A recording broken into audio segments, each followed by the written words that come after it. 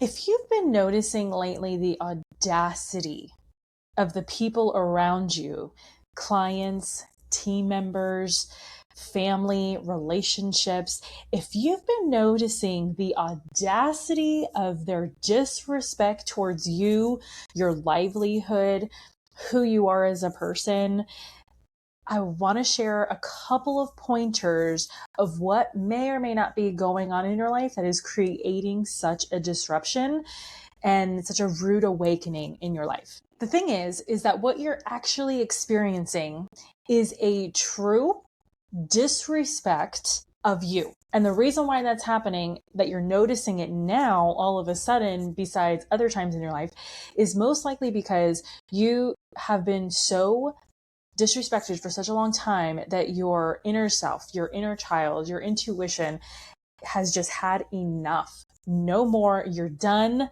And you're just having this awakening, and it is such an amazing place to be. It's a very fragile place to be in that you can either self-destruct and or you can pick yourself up and move forward in the direction of your dreams and into the best version of you. If you don't know who I am, I'm Krystine Sherwood, the BeautyPro coach, internationally certified life and business coach.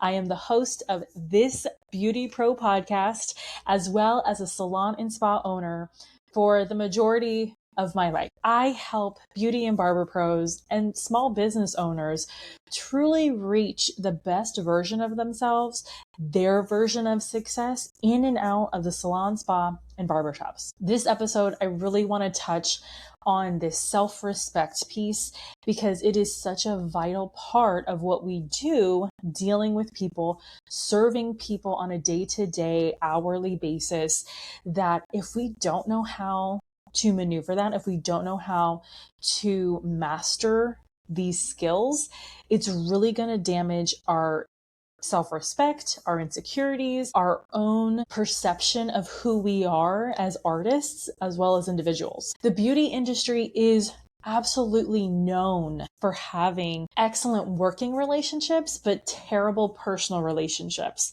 And as of recently, the industry is shifting in such a way that we're having really bad professional relationships with our clients, with our teams, with our bosses, and also really bad abusive relationships in our personal lives with our significant others, romantic interests, so on and so forth. And so it's definitely time that we tackle these topics and get down to the bottom root of the whole matter. If you've ever heard the phrase, you teach people how to treat you, that is exactly what we're going to be talking about in this episode.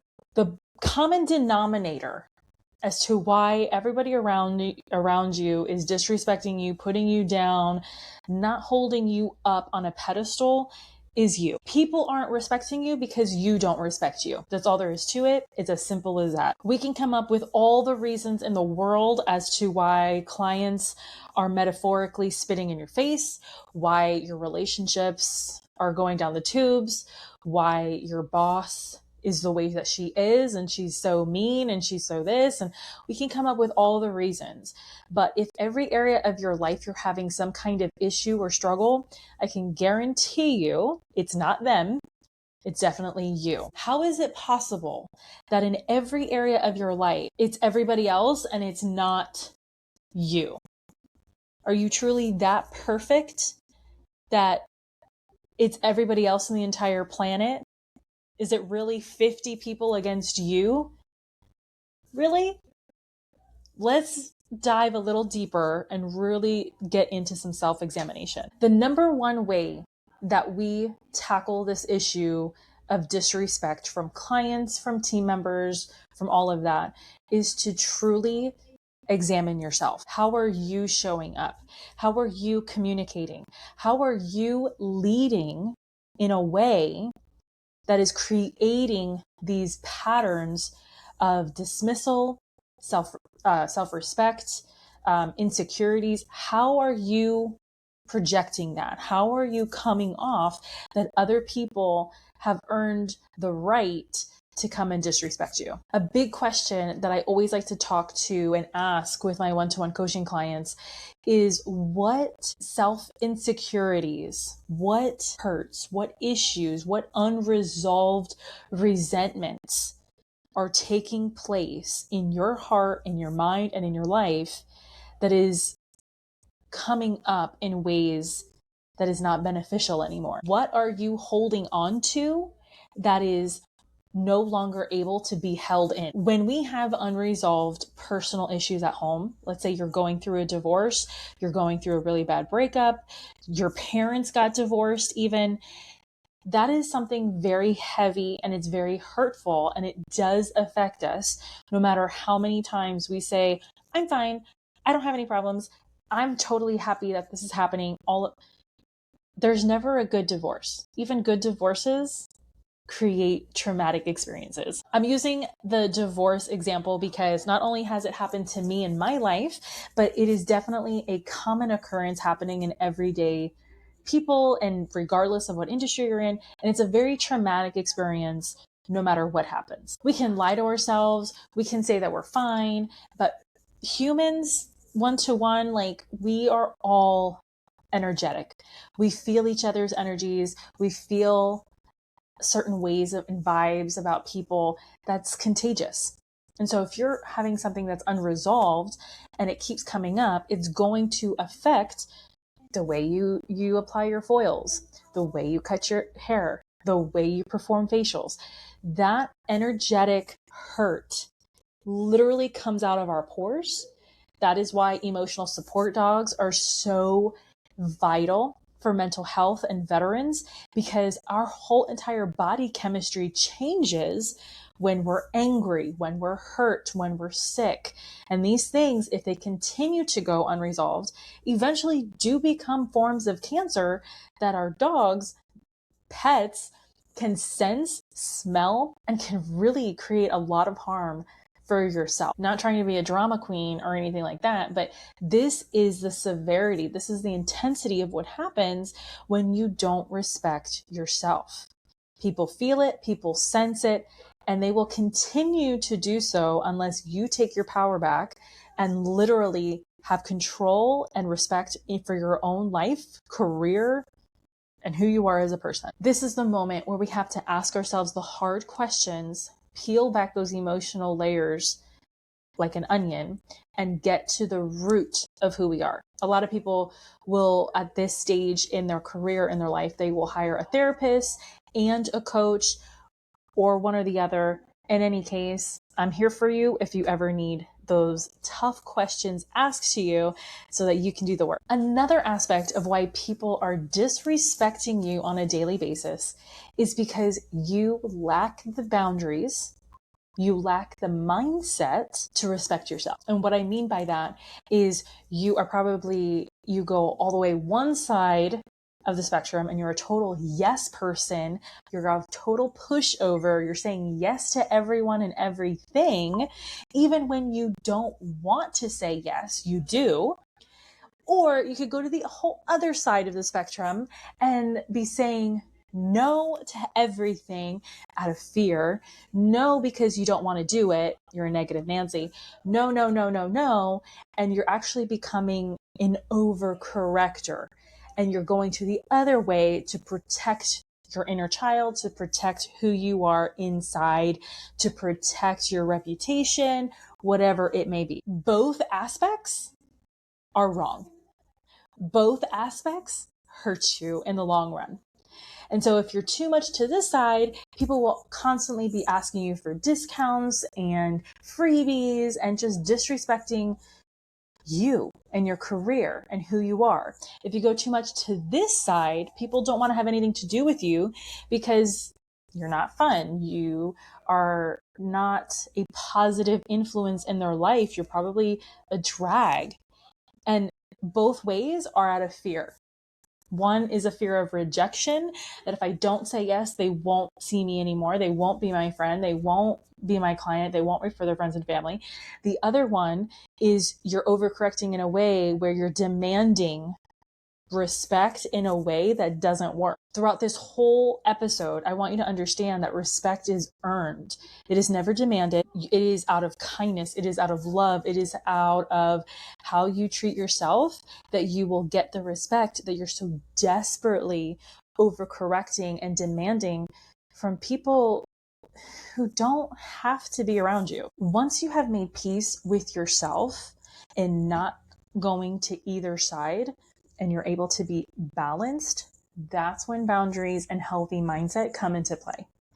It's all about balance. Another thing is too, healthy boundaries, healthy mindset, it does not happen overnight. It never happens overnight. And if you think that it happens overnight, you're wrong again. Okay?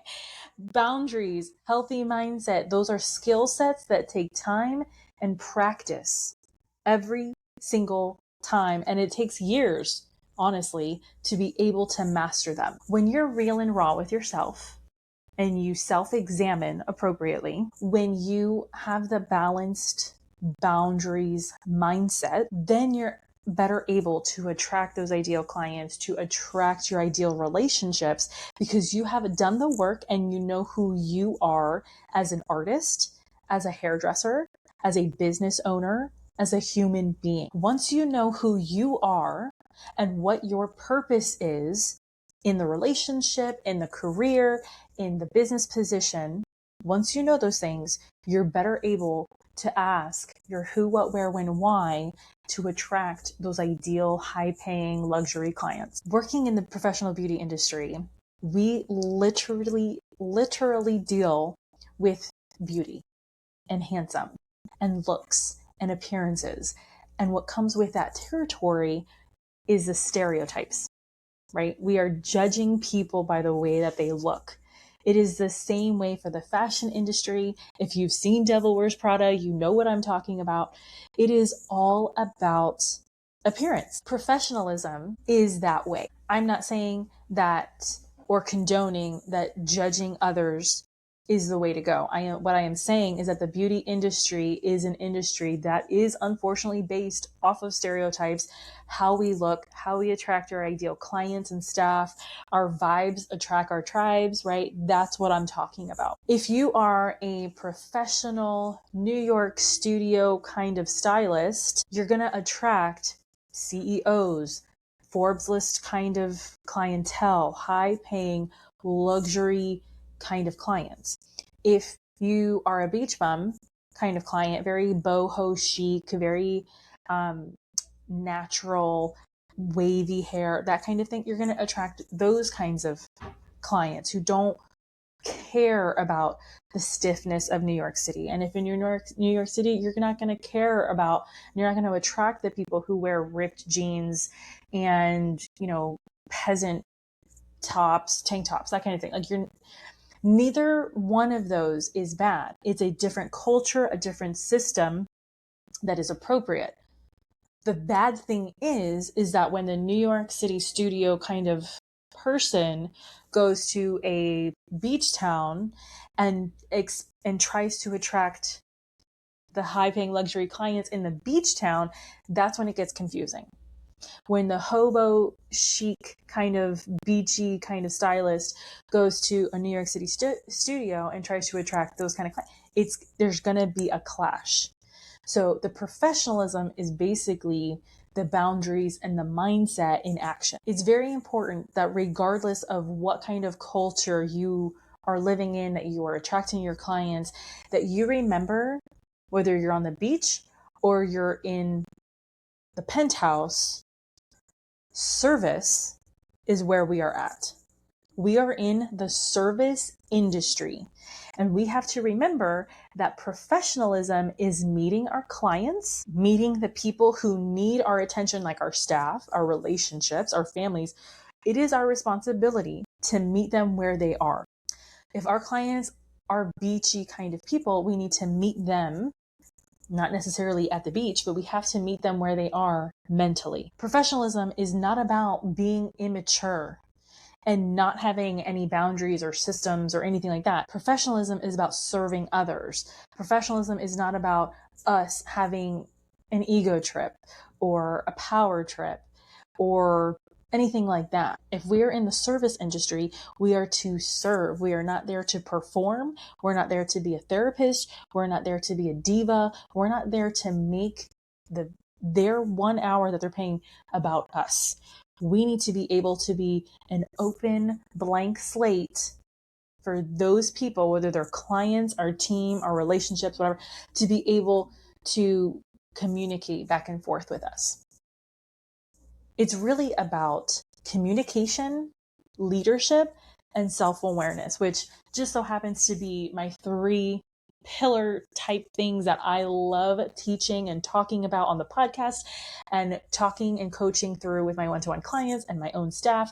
These are the things that are going to change our life. So just as a recap, professionalism is boundaries being perfected. And I want to touch on one more thing that it can be kind of misplaced and maybe not expected when it is talking about having people respect us, who we are and what we do in our daily lives. It's ambition, right? We are in this industry, we're in this career field, not so that we can fail. Like, we didn't just rent out our suite so that we can fail. We didn't become a hairstylist. We didn't go to cosmetology school or aesthetic school so that we can fail and waste money. No, we got into this career to make fast money, doing something that we love and something that's going to satisfy our craving to change somebody's appearance. In order for us to be respected in whatever space that we are in, it requires that we take care of ourselves. First and foremost, we have to take care of our bodies. We have to drink water. We have to eat healthy, because what we do is a laborious job. It is a physical job that if we don't take care of our body, we are not going to be able to do. We have to take care of our own mental health. People are going to trauma dump on us because they need a release. They need somebody who's going to make them feel seen, heard, and understood. And they want to express themselves and be able to have that person pour back into them and transform their appearance in such a way that it matches how they feel inside. If we are not emotionally prepared to take on and listen to somebody else's issues, we're going to take that home and we're going to have nightmares at home because we're going to be constantly thinking of everybody else's problems. Having ambition kind of sets that tone and kind of earns that space that I'm hearing what you're saying, but I'm also hearing what I'm saying and feeling. And there is a line.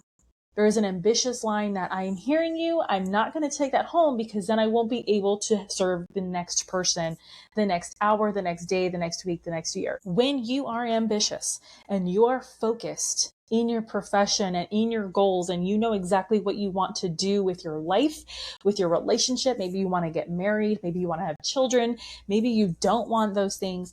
You're so zoned in that you don't have the time to gossip about family and friends to other people. You don't have time to be obnoxious. You don't have time to be mean. You don't have time to be a yes person. You don't have time for these time wasting things because you're so zoned in into who you are at your core, and you're so zoned in into who you want to be in your future. Your present self is getting things done for your future self. So that person can look back at their past self and say, wow, thank you for having ambition to get me here. Thank you for respecting yourself in such a way that you put in these boundaries. You had this mindset. You were real and raw with yourself to get us to our dreams. All of this talk, this not having time for petty stuff, that is another episode about time management. That's another class. That's even a one-to-one coaching session with me on how to have proper time management in every area of your life so you can get to that next version of you. I hope this episode helped you in what it means to respect yourself as a human being, respect yourself as an artist. You know, again, I will repeat, the number one reason why clients and people and family don't respect you or have the audacity not to respect you is because you don't respect yourself. But after hearing today's episode, I hope and I pray that you're able to really ask the tough questions to yourself. And if you don't, set up your one-to-one discovery call with me and I'll ask the right questions for you. I hope that your boundaries and your mindset, they shift in such a way that it benefits you. I hope your professionalism and your ambition drive you to earn that respect from other people. Once again, that golden rule comes into play. Whereas if you want to be respected, you have to respect others and vice versa. So that's a wrap for today's episode. If you love this episode, be sure to write your comments down below in the video. Make sure you subscribe to the channel on YouTube, Spotify, and Apple Podcasts. I want to hear from you. I want you to reach out to me, connect with me, send me a message. What resonated with you in this episode? Let's really bond and band together on how we can get more respect from other people while living our best life in and out of the salon, spa, and barbershop. Thanks so much for listening, you guys, and I will talk to you soon.